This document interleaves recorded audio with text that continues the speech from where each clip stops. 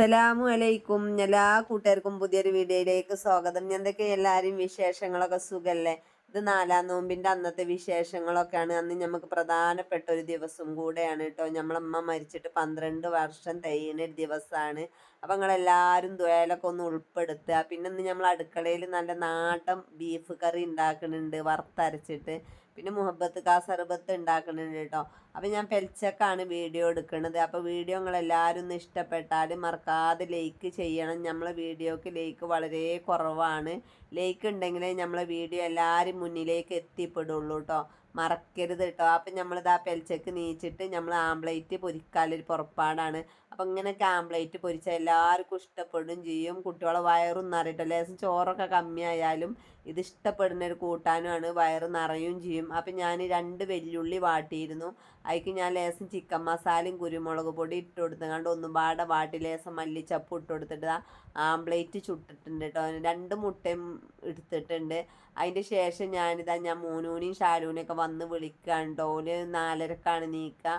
ഞാൻ 4:15 നീക്കൂട്ടോ. 4:15 നീച്ച് തഹജ്ജുദൊക്കെ നിസ്കരിച്ച് എന്തെങ്കിലും കൂട്ടാൻ വെക്കണം എന്നുണ്ടെങ്കിൽ വെച്ചതിൻ്റെ ശേഷം കുട്ടികളെ വിളിക്കലുള്ളൂ. എന്നിട്ട് ഞാൻ ഇതൊക്കെ ഊരി വെച്ചിട്ട് നമ്മളെ ഷാലൂനെ വിളിക്കാനാണ് കേട്ടോ പണി. ഷാലു ഇങ്ങോട്ട് നീച്ച് കിട്ടൂല. ഞാൻ വിളിച്ച് ഉണർത്തി ഇവിടെ ഇരുത്തി പോയതാണ്. ഞാൻ അടുക്കളയൊക്കെ എത്തിയപ്പോഴത്തേന് ഓൻ പിന്നെ ഇവിടെ തന്നെ കടന്നിട്ടുണ്ട്. അപ്പം ഞാൻ ആദ്യം ഓൾക്ക് ചോറ് കൊടുത്തുവിടാം. ഞാൻ ഷാലു വന്നിട്ട് ചോറ് തിന്നാനാണ്. ഷാലുവിൻ്റെ ഒപ്പം ചോറ് തിന്നില്ലെങ്കിൽ അപ്പോഴും ഷാലുവിന് വാശിയും കുറുമ്പൊക്കെ കൂടുട്ടോ. നേരം വെളുക്കണം നേരത്തോനെ വാശിയും കുറുമ്പും പിടിപ്പിച്ചാൽ ശരിയാവില്ല. കുറച്ച് നേരത്തെ ചോറ് കൊടുത്താൽ അത്രയും നല്ലതാണല്ലോ. വെള്ളം കുടിച്ച് ഇതാക്കാലോ വെച്ചിട്ടാണ് ഇങ്ങനെ ചെയ്യണത്. പിന്നെ എന്താ വെച്ചാൽ നിസ്കാരം കഴിഞ്ഞിട്ടല്ല കിടക്കാൻ ഒരുപാട് സമയം ഉണ്ടാവും. പിന്നെ നമ്മൾ പെൽച്ചക്ക് ഒരു കാര്യം ശ്രദ്ധിക്കാം. നമ്മൾ പെൽച്ചക്ക് മുന്തിരിങ്ങ അതുപോലെ ഓറഞ്ച് മുസമ്പിയൊക്കെ പെൽച്ചക്ക് തിന്നണത് നല്ല കാര്യമാണ് കേട്ടോ. നമ്മളെ വയറിന് നല്ല സ്വാദനം കിട്ടും. അപ്പം ഞാൻ മക്കൾക്ക് ഇത് മുന്തിരിങ്ങയാണ് കൊടുക്കണത്. അപ്പം 2 അണ്ടിപ്പരിപ്പ് അവിടെ ഇരുന്നിരുന്നു കേട്ടോ. ഇന്നലെ തരിക്കഞ്ഞി ഉണ്ടാക്കാൻ വേണ്ടി എടുത്തതായിരുന്നു. അപ്പോൾ അതവിടെ പുറത്തിരിക്കണുണ്ട്. അപ്പോൾ അതും മക്കൾക്ക് എടുത്ത് കൊടുത്തു. പിന്നെ ഇത് 8:30 മണിയാണ് കേട്ടോ രാവിലെ. 8:30 മണിക്ക് ഞാൻ മോനൂന് ഇവിടെ പഠിച്ചായത്തിൻ്റെ കുളിങ്ങൊക്കെ കഴിഞ്ഞ് വന്നപ്പോൾ മോന് പുറത്തിറങ്ങിയിട്ടാണ്. മോനൂന് പഠിക്കണ നേരത്തെ ഇങ്ങനത്തെ എന്തേലും ഒരു സാധനം കയ്യിൽ വേണം. നിങ്ങൾ ആരെങ്കിലും മക്കൾ ഇങ്ങനെ ഉണ്ടെങ്കിൽ ഒന്ന് പറയണം കേട്ടോ. ഓൻ്റെ ഉസ്താദായാലും ഓൻ്റെ ടീച്ചറായാലും ഈ ഒരു പരാതി എന്നോട് പറയട്ടോ. പഠിക്കണ നേരത്ത് കയ്യിൽ എന്തേലുമൊക്കെ വേണമെന്ന്. അങ്ങനെ നമ്മളെ മോന് സ്കൂൾക്ക് പോയിട്ടുണ്ട് കേട്ടോ. 10ാം ക്ലാസ്സിലാണ്. നിങ്ങളെല്ലാവരും പ്രാർത്ഥിക്കണം കേട്ടോ ജയിക്കാൻ വേണ്ടിങ്ങാണ്ട്. പിന്നെ ഞാൻ അഷറിന് ശേഷമാണ് കേട്ടോ വീഡിയോ എടുത്തിക്കണത്.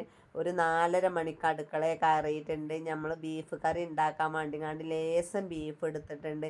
തോനെ ഉണ്ടാക്കിയാൽ അത് നാശമാവും കേട്ടോ ചെയ്യലുള്ളൂ. കാരണം എന്താ വെച്ചാൽ തിന്ന് കഴിയൂല. എല്ലാവർക്കും പിറ്റന്നാ നോലുമ്പേക്കാരം. പിന്നെ ആ കറി അവിടെ വെച്ചുങ്ങാണ്ട് വേറെ കൊടുന്ന് അത് കഴിയുന്നത് അവിടെ ഇരിക്കും. പിന്നെ ഞാനിതാ ബീഫ് കറി വെക്കാൻ ഞാൻ 3 വെല്ലുള്ളി എടുത്തിട്ടുണ്ട് കേട്ടോ. തേങ്ങ വറുത്തരച്ചിട്ടാണ് വെക്കുന്നത്. പണ്ടത്തെ വെപ്പം അങ്ങോട്ട് വെക്കുകയാണ്. അതും കുക്കറിലാവുമ്പോൾ എളുപ്പം പണി കഴിയല്ലോ. ഒരു തക്കാളി 3 വെല്ലുള്ളി എടുത്തിട്ടുണ്ട്. പിന്നെ ഞാൻ ഇതുപോലെ 1 സ്പൂണ് മുളക് പൊടി, ഒരു 2-2.5 സ്പൂൺ മല്ലിപ്പൊടി എടുത്തിട്ടുണ്ട്. മല്ലിപ്പൊടി നല്ല ഇടാനാട്ടോ കറിയിൽ പറഞ്ഞിരിക്കണത്. അങ്ങനെ ഞാൻ ലേശം വെളിച്ചെണ്ണ ഒറ്റിച്ചു മഞ്ഞൾപ്പൊടിയും പാകത്തിന് ഇട്ട് കൊടുത്തിട്ട് കൈകൊണ്ട് നല്ല കുഴക്കുക. കൈകൊണ്ട് നല്ല കുഴക്കുമ്പോണ്ട് കറിക്കൊരു പ്രത്യേക ടേസ്റ്റ് വരാൻ. എന്നിട്ട് ഞാൻ ബീഫ് അതിക്ക് ഇട്ട് കൊടുത്തിട്ട് ഒരു തക്കാളി നുറുക്കി ഇടുന്നുണ്ട് കേട്ടോ. തക്കാളി പിന്നെ എളുപ്പമുണ്ടല്ലോ. നമ്മൾ തക്കാളി നുറുക്കുമ്പോൾ എപ്പോഴും ശ്രദ്ധിക്കണം കേട്ടോ. തക്കാളിയുടെ ആ മൂക്ക് ഒഴിവാക്കണതാണ് നല്ലത്. അത് നമ്മളെ ശരീരത്തിന് നന്നല്ല കേട്ടോ. പിന്നെ അതുമല്ല തക്കാളി വെന്ത് കിട്ടാൻ ഭയങ്കര പണിയായിക്കാരം. അങ്ങനെ ഞാൻ കുക്കർ അടുപ്പത്ത് വെക്കാൻ പോവുകയാണ്. കുക്കറിലെല്ലാതും പാകത്തിനാക്കിയിട്ടുണ്ട്. അങ്ങനെ അടുപ്പത്ത് വെച്ചപ്പോഴാണ് ഞാൻ ഈ ഇഞ്ചിയും വെളുത്തുള്ളിയൊക്കെ ഫ്രിഡ്ജിൽ നിന്ന് കൊടുന്നുകാണ്ട് വീതനമ വെച്ചത് കണ്ടത്. അത് ഇട്ട് കൊടുത്തിട്ടില്ല. അപ്പം ഞാൻ കുക്കർ പിന്നെയും തുറന്നുകാണ്ട് അതിക്ക് ഇട്ട് കൊടുത്തിട്ട് ഒന്നും ഇളക്കട്ടെ കേട്ടോ. മറവി എന്ന് പറയുന്ന സാധനം നല്ലോണം ഉണ്ട് കേട്ടോ. അപ്പോൾ അതാണ് ഇങ്ങനെയൊക്കെ സംഭവിക്കണത്. അങ്ങനെ ഞാൻ അത് ചതച്ചതൊക്കെ ഇട്ട് കൊടുത്തുകൊണ്ട് ഒന്നും പാടെ ഇളക്കിങ്ങാണ്ട് കുക്കർ അടച്ച് കൊടുക്കുകയാണ്. പിന്നെ ഒരു 5-6 വിസിലടിച്ചേണ്ടി വരും കേട്ടോ. കാരണം 2-3-4 ദിവസമായി ബീഫ് ഫ്രിഡ്ജിൽ കൊടുന്ന് വെച്ചിട്ട്. അതിന് നമ്മൾ കുക്കർ അടുപ്പത്ത് വെച്ചിട്ട് ലേശം ഉള്ളി അരിയാണ് കേട്ടോ. ബീഫ് കറി തൂമിച്ചുമ്പോൾ ഒരു പ്രത്യേക ടേസ്റ്റ് അല്ലേ. ലേശം പച്ചമുളകും കീറി വെച്ചിട്ടുണ്ട്. അതിൻ്റെ ശേഷം ഞാൻ തേങ്ങ ഒന്ന് അരച്ചെടുക്കട്ടെ കേട്ടോ. നമ്മൾ നോമ്പിൻ്റെ തലേന്ന് വറുത്ത് വെച്ച തേങ്ങയാണ്. ഒരു കേടുമില്ല കേട്ടോ. നല്ലൊരു അളക്കിൽ വെച്ചിട്ട് ഫ്രീസറിൻ്റെ താഴത്ത് ആ തട്ടിൽ അങ്ങോട്ട് വെച്ചിട്ടുണ്ട്. തേങ്ങ ഒരുപാട് കാലം കേടരാതിരിക്കും. അതിൻ്റെ ശേഷം നമ്മൾ ഇന്നും തക്കാളി ചമ്മന്തിയാണ് ഉണ്ടാക്കുന്നത്. തക്കാളി ചമ്മന്തി പരിഭവവും പരാതികളൊന്നുമില്ല. താളിപ്പും തക്കാളി ചമ്മന്തി ആയ പെൽച്ചക്ക് നല്ല ഇഷ്ടമാണ് മക്കൾക്കൊക്കെ. അപ്പോൾ നമ്മൾ തക്കാളി ചമ്മന്തി ഉണ്ടാക്കുമ്പോൾ ഇതുപോലെ നല്ല പൊത്ത തക്കാളി വേണം. എന്നാൽ പെട്ടെന്ന് തക്കാളി ചമ്മന്തി ആവുകയും ചെയ്യും. ഒരു പ്രത്യേക ടേസ്റ്റാണ്. അപ്പോൾ അതിൻ്റെ മൂക്കൊക്കെ ഞാൻ കളഞ്ഞിട്ടുണ്ട് കേട്ടോ. മൂക്ക് കഴിവതും നിങ്ങൾ ഒഴിവാക്കണം. മൂത്രക്കല്ല് വരാനൊക്കെ സാധ്യത ഉണ്ട് കേട്ടോ ഈ തക്കാളി ഇങ്ങനെ ഇടുമ്പോൾ. എല്ലാവരും പറയുന്നതാണ് മൂത്രക്കല്ല് വരും. എനിക്ക് അനുഭവമൊന്നുമില്ല, ഞാൻ ഓരോരുത്തർ പറഞ്ഞത് കേട്ടിട്ടാണ് കേട്ടോ പറയുന്നത്. അങ്ങനെ നമ്മളെ ബീഫൊക്കെ വെന്തിക്കണ്. ഒരു 5-6 വിസിലടിച്ചതിന് ശേഷം ഞാൻ മാങ്ങി വെച്ചുക്കണു. വേവ് നോക്കിയിട്ടൊന്നുമില്ല കേട്ടോ. അടുപ്പ് അങ്ങനെ ഒഴിഞ്ഞ് പോവുകയാണ്. അപ്പം ഞാനിതാ ചട്ടി അടുപ്പത്ത് വെച്ചിട്ട് 2 മണി കടുക് ഇട്ട് കൊടുത്തു. ചുവന്നുള്ളിയും വെളുത്തുള്ളിയും ചതച്ചത് ഇട്ട് കൊടുത്തു. ലേശം വേപ്പിൻ്റെ ഇല ഇട്ട് കൊടുത്തിട്ടുണ്ട് കേട്ടോ.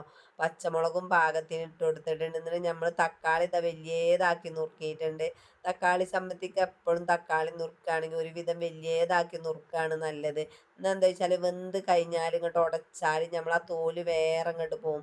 തക്കാളിയുടെ തോലും നമ്മളിപ്പോൾ പള്ളയിൽ ചെല്ലണ അത്ര നല്ലതല്ല. അങ്ങനെ ഞാനിതാ നമ്മളെ കുക്കറൊന്ന് തുറന്ന് നോക്കുമ്പോൾ നമ്മളെ ഇറച്ചി ഒന്നും പാടെ വേവാനുണ്ട് കേട്ടോ. 6 വിസിലേറ്റ വന്നിക്കണ്. അപ്പം ഞാൻ നമ്മളെ തക്കാളി വെന്തിക്കണോ നോക്കിയപ്പോൾ തക്കാളി വേവൊക്കെ ആയിട്ടുണ്ട്. അപ്പം ഈ ഒരു സാധനം കൊണ്ട് ഒരത്തി ഉടക്കുമ്പോൾ അങ്ങനെ തക്കാളി ആയി കിട്ടുള്ളൂ കേട്ടോ.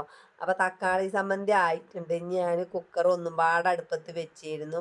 അത് പിന്നെ ഒരു 3 വിസിലും പാടെ അടിച്ചിട്ടുണ്ട് കേട്ടോ. അങ്ങനെ തുറന്ന് നോക്കിയപ്പോൾ ബീഫൊക്കെ നല്ല വെന്തിട്ടുണ്ട് കേട്ടോ. തോനെ കഷ്ണമൊന്നുമില്ല, ഒരു വെള്ളം പോലെ ഒരു കറി വെക്കാനാണ്. പൊറോട്ടയൊക്കെ ആകുമ്പോൾ നല്ല കറിയാണല്ലോ വേണ്ടത്. എന്നിട്ട് ഞാൻ പിന്നെ അതിക്ക് ഗരം മസാല ഇട്ട് കൊടുത്തിട്ടുണ്ട്. പിന്നെ അതിൻ്റെ ശേഷം ഒന്നിങ്ങോട്ട് തള വന്നിട്ട് ഞാൻ തേങ്ങ അരച്ചതും പാടെ പാർന്ന് കൊടുത്തിട്ടുണ്ട്. ഇനി നല്ലൊന്നും അങ്ങോട്ട് തിളച്ചോട്ടെ. തിളച്ചതിൻ്റെ ശേഷം നമുക്കിതൊന്ന് തൂമിച്ചിട്ടും പാടെ കൊടുക്കണമല്ലോ. നല്ല കറിയാണ് കേട്ടോ. ബീഫ് തേങ്ങ അരച്ച് വെച്ച ഒരു പ്രത്യേക ടേസ്റ്റാണ്. കോഴിയുടെ മാതിരിയല്ല. അങ്ങനെ നമ്മളെ ഇവിടെ ബീഫ് കറി ആയിട്ടുണ്ട്. ഒരു തളിമ്പാടും വരാൻ കാത്ത് നിൽക്കുകയാണ്. അടുക്കളയിൽ വലിയ പണിയൊന്നുമില്ല. തരിക്കഞ്ഞി ഉണ്ടാക്കണില്ല, അതുപോലെ തന്നെ പേര് വെക്കണില്ല, മീൻ പൊരിച്ചണില്ല. ഇന്ന് തന്നെയാണ് കേട്ടോ. ഇങ്ങനെയൊക്കെ ഉണ്ടാക്കുമ്പോൾ കുറേ അതുണ്ടാക്കുക, കുറേ ഇതുണ്ടാക്കി സാധനം നാസാക്കി കളയണ്ടല്ലോ. പണി നമ്മൾ തന്നെ എടുക്കണമല്ലോ ഇതുപോലെ. അതിൻ്റെ ശേഷം ഞാൻ ചട്ടി ഒന്ന് മാറ്റി കൊടുത്തിട്ട് ആ ചെറുള്ളിയും പച്ചമുളകും അടുപ്പത്ത് കൊടുത്തിട്ടുണ്ട്. പിന്നെ ഞാൻ ബീഫ് വെക്കുമ്പോൾ പച്ചമുളക് ഇട്ട് കൊടുത്തിട്ട് ചേട്ടാ, ഞാൻ തൂമിച്ചുമ്പോൾ അയക്കാണ് പച്ചമുളക് ഇട്ട് കൊടുക്കുന്നത്. എന്നിട്ട് ആ ചട്ടിക്ക് നമ്മളെ ബീഫ് കറി ഇങ്ങോട്ട് ഒഴിച്ചാണ് കേട്ടോ. അപ്പം നല്ല പാകത്തിനുള്ള വെള്ളം പോലെയാണ് നമ്മളെ കറി വെച്ചിട്ട്. ബീഫ് കറി എത്ര വെച്ചാലും നല്ല ചിലവാവും. അങ്ങനെ നമ്മൾ ബീഫ് കറിയുടെ ഇന്ന് നമ്മൾ അടുക്കളയിൽ ആകെ ഈ 2-3 സാധനമായിട്ട് ഉണ്ടായിരിക്കുന്നത്. തക്കാളി ചമ്മന്തിയും ബീഫ് കറിയും അതുപോലെ തന്നെ ചോറും വെച്ചിട്ടുണ്ട് കേട്ടോ. അങ്ങനെ എല്ലാം കഴിഞ്ഞിരിക്കുമ്പോൾ പിന്നെ ബാബു റോട്ടിൽ നിന്ന് വന്നു. നമ്മൾക്ക് വത്തൊക്കെ കൊടുന്നിട്ടുണ്ട്. ഇങ്ങനത്തെ കാര്യങ്ങളൊക്കെ ബലാണ്ട് ഏൽപ്പിച്ചാൽ നല്ലത്. കാരണം നമ്മൾ ഉണ്ടാക്കുമ്പോൾ ഓൽക്ക് ഇങ്ങനെ ഉണ്ടാക്കാൻ നേരം വെക്കുക. അങ്ങനെ ഓലൊരു സർബത്ത് ഉണ്ടാക്കാൻ എനിക്കറിയില്ല കേട്ടോ. ഓല് വത്തക്കയും ആപ്പിളും എന്തൊക്കെയോ ഇട്ടുങ്ങാണ്ട് ഇതാക്കാണ്. അപ്പോൾ ആപ്പിൾ കൊണ്ടുവരാൻ മറന്നിക്കണ്. 2 ദിവസമായി കൊണ്ട് ഓലിങ്ങനെ പറയൽ തുടങ്ങിയിട്ട് ഇത് ഉണ്ടാക്കണം. അപ്പോൾ ഓൾക്ക് തന്നെ നമ്മളാണ്ട് വിട്ട് കൊടുത്തത്. അപ്പോൾ ഞാൻ വന്നിട്ട് എനിക്കൊരു സമാധാനം ഇല്ലാഞ്ഞിട്ട് വന്ന് നോക്കുകയാണ്. അപ്പോൾ ഞാൻ അതിന് ലേശം മാറ്റി വെക്കണം. എന്താ വെച്ചാൽ പാലാണ് ഇതിൽ ഒഴിച്ചത്. മുഹബത്ത് കാ സർബത്ത് എന്ന് പറയുന്നുണ്ട് കേട്ടോ. അപ്പോൾ അതിക്ക് കോപ്പയ്ക്ക് ഞാൻ പാലെടുത്ത് ലേശം വത്തൊക്കെ എടുത്ത് വെച്ചു. നമ്മളെ ഷാലൂനിൻ്റെ വികൃതിയാണ് കേട്ടോ. നിങ്ങൾക്ക് ആർക്കും ഒന്നും തോന്നണ്ട. വീതനമ്മ നിന്നുങ്ങാണ്ട് ഈ കടയിൽ നിന്ന് കാണുന്നതൊക്കെ ഇവിടെ വന്ന് കാട്ടി നോക്കുകയാണ്. അങ്ങനെ നമ്മൾ ഇതൊക്കെ ശരിയാക്കി വെച്ചതിൻ്റെ ശേഷം പിന്നെ ബാക്കിയുള്ളതൊക്കെ ചേർക്കണത് കേട്ടോ. അപ്പോൾ സാധനങ്ങളൊന്നും കിട്ടിയിട്ടില്ല. അങ്ങനെ അതിക്ക് 2 ഐസും കട്ടിമ്പാടെ ഇട്ട് കൊടുക്കുകയാണ്. ഐസ് ഇട്ടാൽ ഒരു പ്രത്യേക രസമല്ലേ. വല്ലാതെ തണുപ്പ് ചെന്നിട്ടുണ്ടെങ്കിൽ തൊണ്ടവേദനയും കാര്യങ്ങളൊക്കെ വരുമെന്നും പറഞ്ഞിട്ട് എനിക്ക് മനസ്സിലാവണില്ല കേട്ടോ. അപ്പോൾ പിന്നെ ഞോല ഇഷ്ടം പോലെ തന്നെ അങ്ങോട്ട് ആയിക്കോട്ടെ. അപ്പോൾ പിന്നെ ഇതാ കസ്കസ് കൊടുന്നിട്ടുണ്ട്. അപ്പോൾ കസ്കസ് ലേശം വെള്ളത്തിലിട്ട് വെച്ചിട്ടുണ്ട്.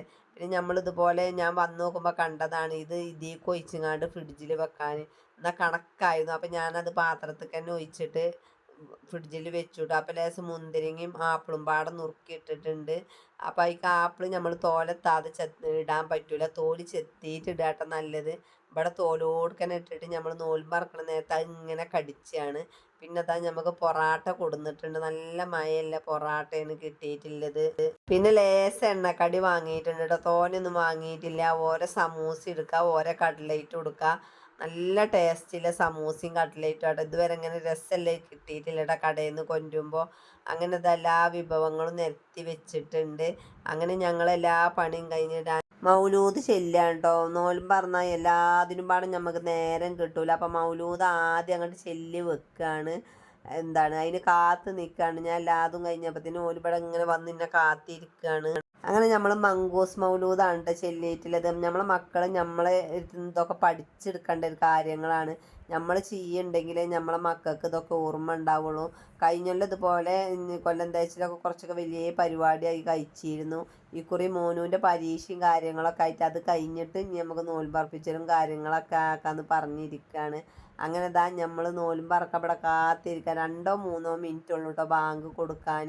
അതിൻ്റെ ശേഷം നോമ്പറക്കലൊക്കെ കഴിഞ്ഞ് ജ്യൂസ് കുടിച്ചിട്ട് ഗ്ലാസ്സൊക്കെ പൊട്ടിയിട്ട് 2 എൻ്റെ അടുത്ത് വീണ് പൊട്ടി. അപ്പോൾ ഗ്ലാസ്സൊക്കെ കൊടുന്നിട്ടുണ്ട്. അതിൻ്റെ ശേഷം നമ്മൾ ചെറിയ നാത്തൂൻ്റെ കൊടുക്കണം എന്നാണ് വിരുന്ന് പോയി.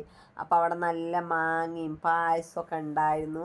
അപ്പോൾ ഇന്നത്തെ വീഡിയോ ഇത്രയൊക്കെ തന്നെയുള്ളൂ. അപ്പോൾ നിങ്ങളെല്ലാവരും മറക്കാതെ ലൈക്ക് ചെയ്യണം കേട്ടോ.